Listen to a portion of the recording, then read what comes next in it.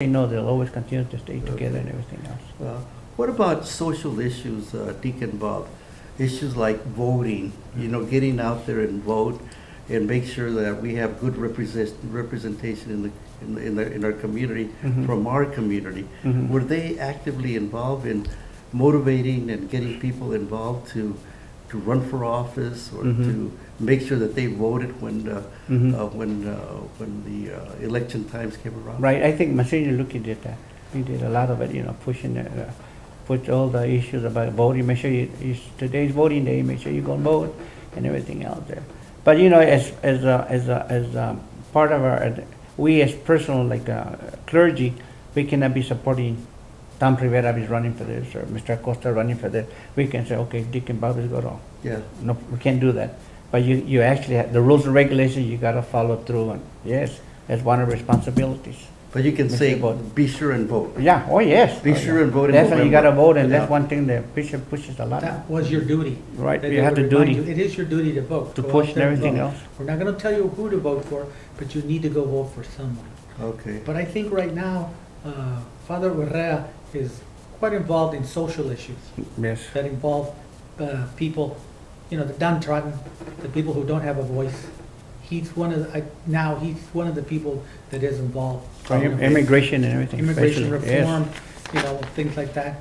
He's very much in the program of, working with that. And what about during that time? Colton was a segregated community.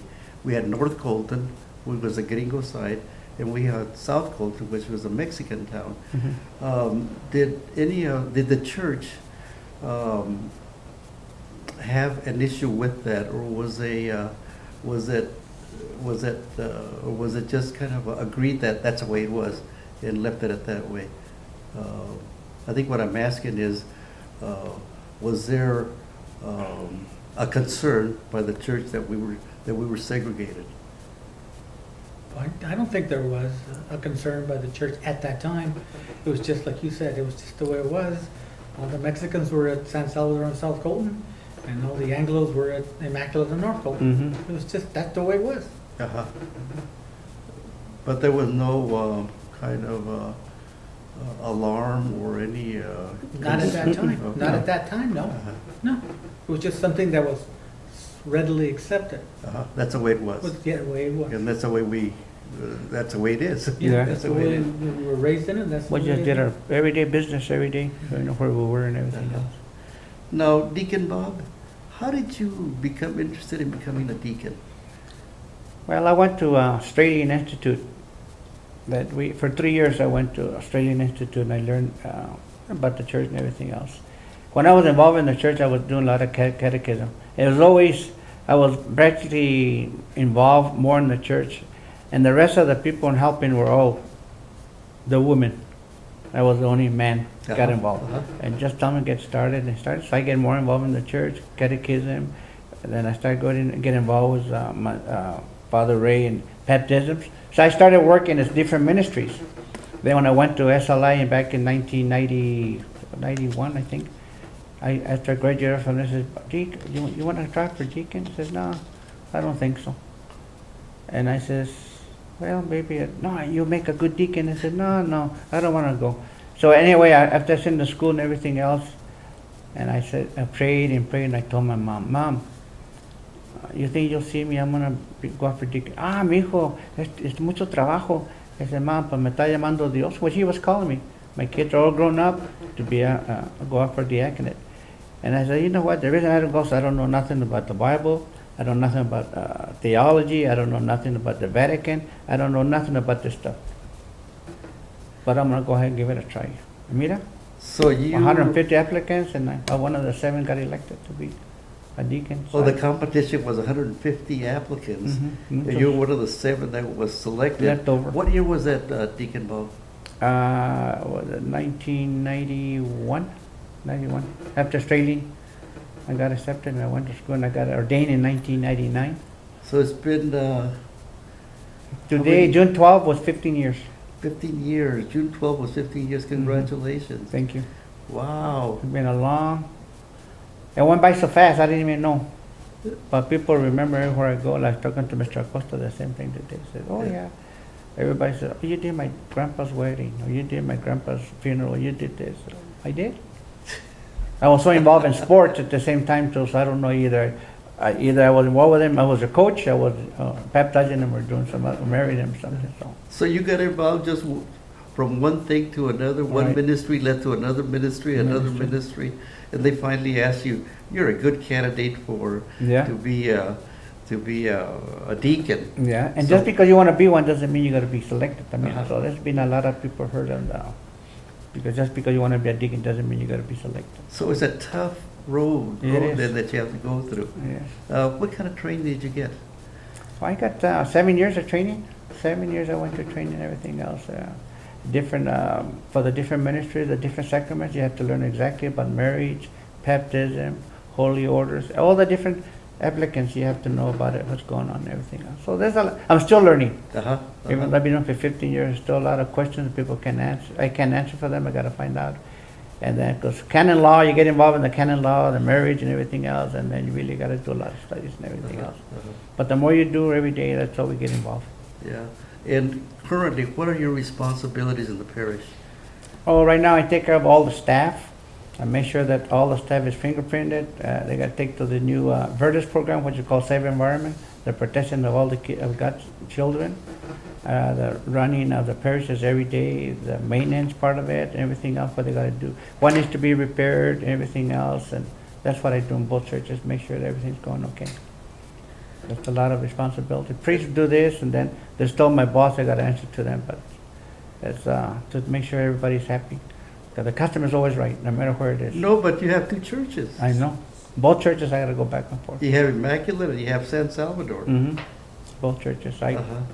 I was like Tony was saying, I was a little lyric on the other one, Immaculate, because I wasn't accepted right away. What do you mean you weren't The- accepted right Oh, away? the Anglo and the Hispanic side. Ah. so Acá, it in was San still Salvador there. Church, there were a lot of deacons, ¿cómo está? You know, everything else. But yeah, it took me a long time to say, hello, deacon, good morning, how are you, and everything else. So now it's a different ballgame. But now we got more Hispanic So- over there at the Immaculate now. So when you started, it was a little tough. Yeah. It was Yeah. a little tough. And I told Father Gomez when he was there, okay, well, just do your own thing. Uh-huh. And Now, then who is Father Gomez? Father Gomez was the pastor at the Immaculate at that Uh-huh. time. And People- what was his first name? Edmund. Edmund Gomez. Mhm. Edmund Gomez. Mhm. And when was he there? What was, I forgot now what year was it? Oh my God. He was there for about 5-6 years at the Immaculate. Early 2000s, wasn't I it? got 2000 something. Early Early 2000. 2000? Yeah, Yeah. till about, what, That's- 2005, 2006? But we had a share of priests at San Salvador Church. We had so many priests come and go. At one time we had 7 priests in 1 year. 7 priests in 1 year.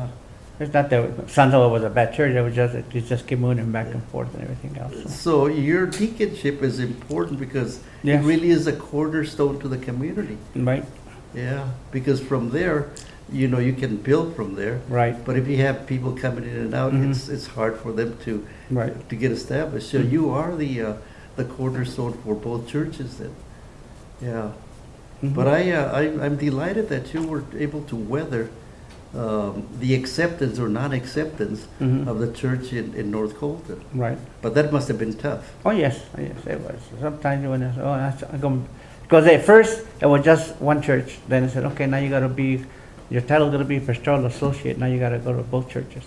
So I got an office at Immaculate and I got an office at San Salvador Church, back and forth. But like I said, it takes time when you're walking with the Lord and everything. And that's what a deacon is, servant of the Lord, Yes. or the servants. Yeah. So And now we're here to serve. you're the deacon for both churches. Right, And everybody says, Deacon Bob is our deacon. yeah. Yeah. Now I go, now they got us going to both churches. One Sunday I'm over here preaching, next Sunday I'm over there in the other church. So Immaculate wants me to stay there now. They don't want to go back to San Salvador or vice versa. I said, no, I gotta go back to church. See what happens when you're good? Yeah, well, I try to for the people. The people are number one in my life. Yeah. So Let me ask you about mom and dad or your grandparents. Did your grandparents come to Colton? Or was it your parents that came to Colton? My grandpa from my mom's side they're from Mexico. What part of Mexico? I Deacon forgot, Bob? no me acuerdo. I Uh-huh. know. And when did they come to Colton? Oh, gee, wow, back in the 20s, Okay. 20s or 30s. My dad's father, my grandpa, he came from Spain. But I forgot what part of Spain he came from. So I had a lot of Spanish in them. And then my grandma, my dad's mom, she came from Mexico back in the 1920s. Uh-huh. My mother-in-law and my mom were from here, from the United States. Okay. But our dads were the ones from Mexico. Oh, okay. Now, why did your dad come to Colton? I guess a similar story, the money. The work? Yeah, the work work. to go up there was the issue and everything else. So he worked for the Southern Pacific for 33. He retired from Southern Pacific 33 years here in Colton area.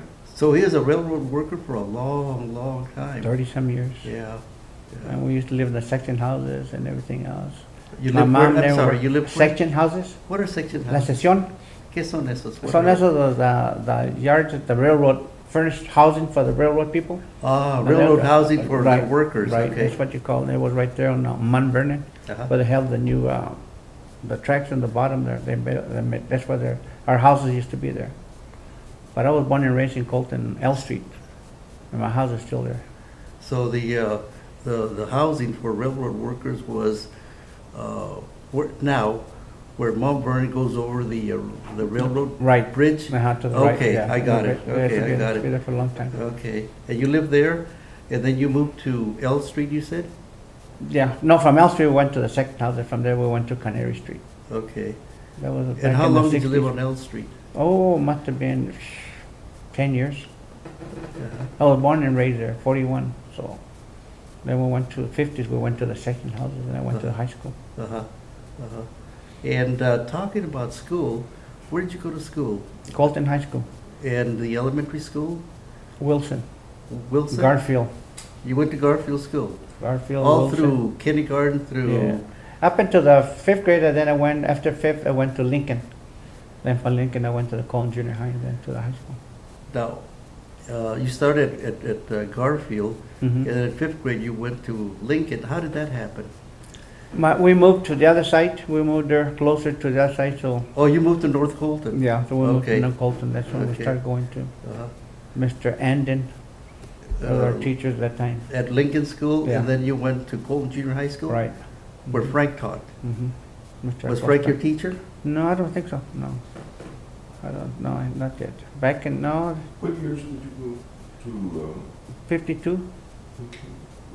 well, 52, Colton Junior High opened in 54. No, yeah, and, let's see, what's it?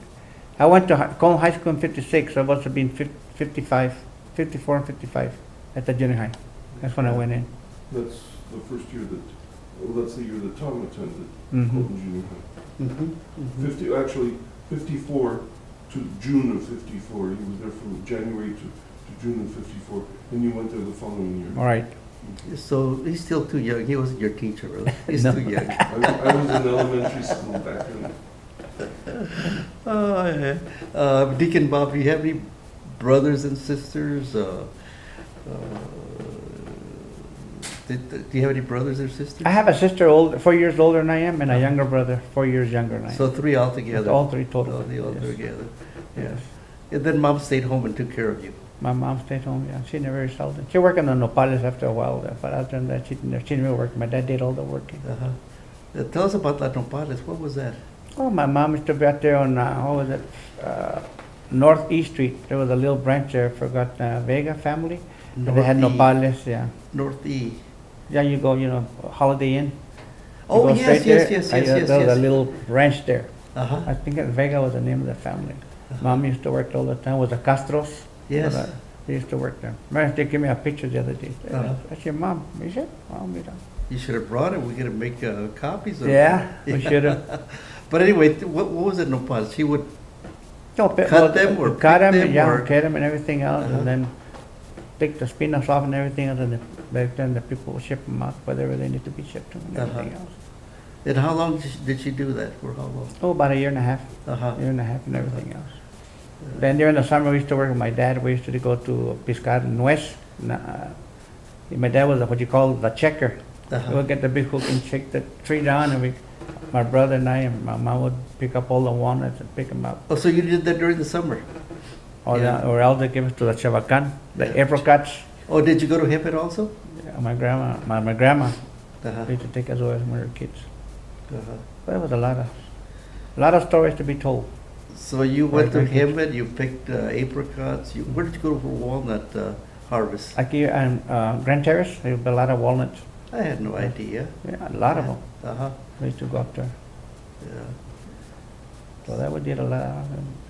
Pick uvas también. Uh-huh. Pick grapes with my dad up there and cook Rocha Cucamonga. That was a lot of stuff we did. Well, besides working in summers, after high school, where did you work, Deacon Bob, after high school? I spent, after high school, I went to car wash. After the car wash, I went to work for the Ford dealers. I worked for Ford dealers for 16 years. What did you do with the Ford dealers? I was washing cars, and shortly I went up there, worked in the parts department, service department, become a dispatcher, a shop foreman, you name it, I did it. We opened that Central City Mall, the Ford dealer right there, Fairview Yes, Ford. yes, yes, we yes, yes. opened that up. Huh. One of the first ones we opened that place up there and everything else. Then after I got twice, I got laid off from Ford. So I called my friend at the school district, and he gave me a job at the school district. And I worked there for 5 years. Then I got transferred, and I got a job at Seminole Valley College. I retired from Seminole Valley College. So you worked for Colton Unified School District 5 years. for 5 years? Mhm. And then after that, Valley College. Valley College. And how long were you at Valley College? 20. 20 years. Mhm. I retired from 2001. I retired from Valley College. 2000. Maintenance department. So you started in 1980 then? Mhm. 1980. 81 to be exact. 81? Mhm. Yeah. And I worked there until that. And then I decided to go for diaconate, and that's been my story since now. What about your family? Do you have children? Yeah, I got 5 children, 4 girls and 1 boy, Uh-huh. and 10 grandkids and 4 great grandkids. Congratulations. Thank you. Congratulations. 10 grandkids and 4 great grandkids? Mhm. Any great grandkids on the way? No, not yet that I know of, Yeah. unless somebody didn't tell me. That's wonderful. That's I've good. been married for the same wife now for going on 52 years. You married, what is your Lorenza. wife? What is it? Lorenza Lorenza, last name? Rodriguez. Rodriguez, and is she a Colton girl? Oh yes. Uh-huh. Did you meet her in school? Believe it or not, I was a drum major at Colton High School, Well, you were a drum major at Colton High School. and She was a drum major. she was in the drill team. I was Tony's drum major. Bob graduated a year before me, but we were in the Colton High School band together. And I remember in 1960, I still had 1 more year to go, Bob was my drum major. Huh. So I know music, a little bit of music. So she was Bob, my. Deacon Bob, what do drum majors do? I don't know what they do. Well, they're the leaders of the band. They're the ones that's in the front with a big old sombrero hat and Uh-huh. with a big old baton and everything else. Go to parades, What year, performances. what year was that? 1960. 1960. Parades, local parades, or did you go to the? Arcade. Now we used to march in the Colton Independence Day parades Uh-huh, uh-huh. at that time. Arcadia, Huntington Fiestas? Beach. Huh? The parades for the fiestas? Yeah, también. Yeah, all of them. Parades for the Fiestas Patrias? Hmm. Oh yeah, that was a big old the fiestas. You don't have it anymore like we used to. But Uh-huh. little parades and everything. Uh-huh. But that was a long time ago.